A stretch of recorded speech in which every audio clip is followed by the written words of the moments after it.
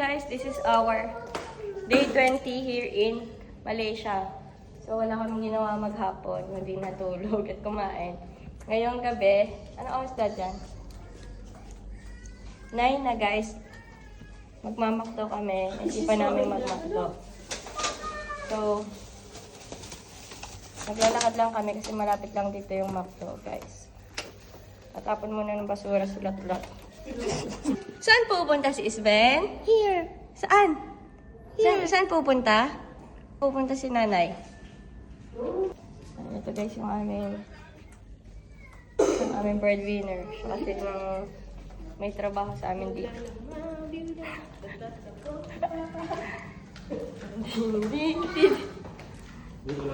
Ito po ay alwagi sa gabi. Yan. Pakita mo yung mga toy mo. Alwagi po ito sa gabi. Oh, magbo-motor sa umaga.